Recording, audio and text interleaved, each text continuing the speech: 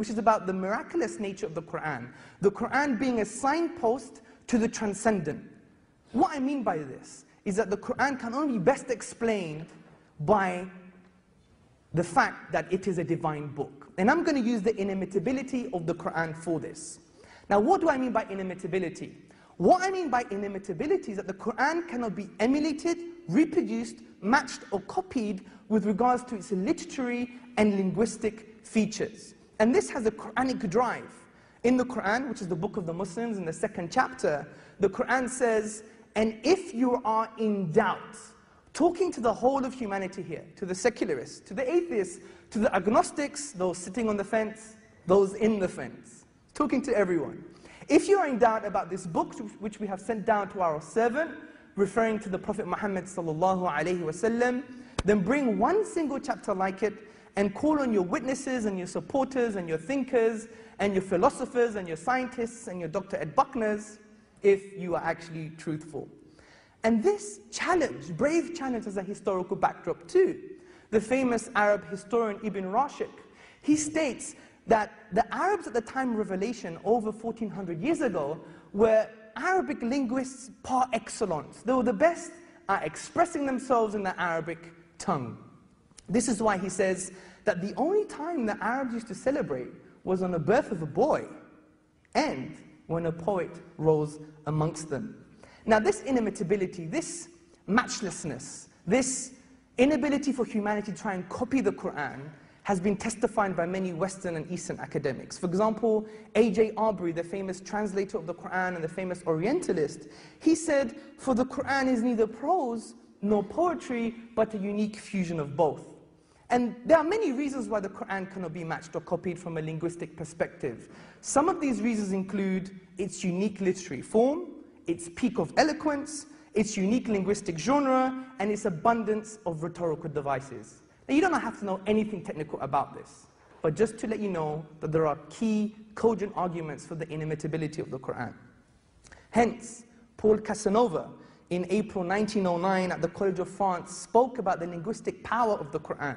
And he says, whenever Muhammad sallallahu alaihi wasallam was asked a miracle as a proof of the authenticity of his mission, he quoted the composition of the Qur'an and its incomparable excellence as proof of its divine origin. And in fact, even those who are non-Muslims, nothing is more marvelous than its language with such apprehensible plentitude and grasping sonority. But I think I could hear the question in your head. And I think it's saying something like this. Well, how does it make it divine? How does it make it come from God? How does it make it a miracle? And that's a very good question. But as we agreed, we're going to use our logic. And if we use logic, we will come to that conclusion. And I'm going to use something called logical deduction. What is logical deduction? Logical deduction is a thinking process where you start with a universally accepted statement and from that, drawing logical conclusions. But I think there's another question in your head. And the other question in your head is, but I don't know nothing about the Arabic language. I mean, most of us come from the Asian subcontinent. So what do we know about Arabic? Another very good question. Well, you don't have to know anything about the Arabic language. Put your hand up if you really believe that China exists. Good. Now, put your hand up if you've been to China before. 8 people. So for the majority of us, we still believe China exists. And I asked the majority of us, have you ever spoken to a Chinese person before? In China. Have you eaten Chinese food? In China. 我很英国茶. I want some English tea. So we haven't done this, but we believe that China actually exists. But you may argue, but it's on the map. Well, if I drew you a map and I said, this is planet Zongo, and I'm a Zongolian, and I come from the planet Zugula, does that mean it really exists? No! But the reason we believe this, and if we study epistemology, the study of knowledge, we will come to the conclusion that we believe in these things because it's testimony, it's recurrent reporting, it's a universally accepted statement. This is why the philosopher and historian C.A.J. Cordy, in his book, Testimony, A Philosophical Study, he highlights our dependency on this very fact. And he says, many of us have never seen a baby born, nor have most of us examined the circulation of the blood, nor the actual geography of the world, nor any fair sample of the laws of the land. Nor have we made the observations that lie behind our knowledge that the lights in the sky are heavenly bodies immensely distant. So, I would argue, for you to reject the miraculous nature of the Qur'an would be equivalent of saying that China does not exist, and even saying that the world is not round. We believe it's round. Why? Have we actually felt its roundness? Have we gone to Australia and had a huge headache? No. So the point I'm trying to make is that it's based upon recurrent reporting. Now, what is the universally accepted statement with regards to the Qur'an based upon Eastern and Western scholarship? Well, it is as follows. Those best placed to challenge the Qur'an have failed to meet its challenge. And there is a consensus amongst Western, non-Muslim, Eastern, Muslim scholarship. For example, the highly acclaimed professor and Arabist Hamilton Gibb, he states, the Meccans still demanded of him a miracle, and with remarkable boldness and self-confidence, Muhammad appealed as a supreme confirmation of his mission to the Qur'an itself. Like all Arabs, they were connoisseurs of language and rhetoric. Well then, if the Qur'an were his own composition, other men could rival it. Let them produce 10 verses like it, and if they could not, and it is obvious that they could not, let them accept the Qur'an as an outstanding evidential miracle. Professor Bruce Lawrence from Duke University, in his book, The Qur'an, a Biography, he says, as tangible signs, Qur'anic verses are expressive of inexhaustible truth. They signify meaning laid within meaning, light upon light, miracle after miracle. So let's now draw the logical conclusions. We know the book can actually come from an Arab, a non-Arab, Muhammad sallallahu alaihi wasallam, or God himself.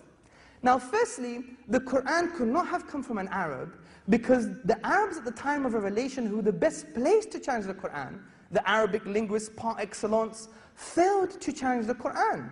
They haven't even admitted that it could not come from a human being. For example, the best linguist of the time, his name was Walid ibn al-Mughira, he says, by God, this cannot come from a human being.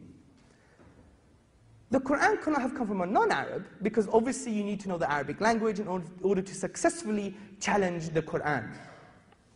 Now, I think the most important point lies in the fact that many people claim that the author was the Prophet Muhammad sallallahu alaihi wasallam. But the Prophet Muhammad could not have been the author. The reason being because he was an Arab himself. And like all Arabs, they failed, so he's included in that logically. Significantly, the Arabic linguists at that time never accused him of being an author. He said they would say things like, it's magic. Significantly, the Prophet Muhammad sallallahu alaihi wasallam had amazing trials and tribulations in his 23-year prophetic career. His beloved wife died. His young children passed away. He was boycotted from his beloved city. His companions, beloved companions, were tortured and killed. He loved children so much that he would almost curse someone for not kissing their children. But he was stoned by children in a town in Arabia, where the blood was dripping from his legs, where the scholars would say that his sandals were stuck to the sand. This was the reality of the Prophet Muhammad sallallahu alaihi wasallam. Muslims and non-Muslims agree to this. But yet none of this emotion is in the Qur'an itself.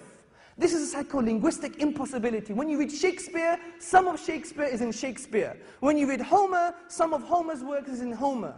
Anyone studying psycholinguistics, which I have done, study grounded theory or discourse analysis, you would see that this author, some of his personality is in this author. But the Qur'an remains in the divine voice, and many studies have shown this to be the case. Another example why the Prophet Muhammad sallallahu alaihi wasallam can't be the author is because his narrations, which have been preserved, are in a different, distinct style to that of the Qur'an. And to keep that consistently over a 23-year period is almost impossible. Now the greatest point is this. The greatest point is this. Human expression, if we have the blueprint, we can emulate it. For example, if you study art, we have the artwork of Monet. He was an impressionist. Wow, amazing art at that time. But now you can copy it. We have many replicas of the same art. But we have the Qur'an today, a timeless book, 1400 years, we have the blueprint to the words, the letters, the sounds, the grammar, and the meaning, yet we cannot emulate the blueprint. This shows to me that none of the explanations above suffice. So we can only come to the conclusion that the best explanation of the inimitability of the Qur'an is the divine himself. So let's summarize the arguments as follows. 1. The Qur'an could have come from an Arab, a non-Arab, Muhammad sallallahu alaihi wasallam, or God. 2. It couldn't have been an Arab, a non-Arab, or Muhammad sallallahu alaihi wasallam. 3. Therefore, it must have been from God.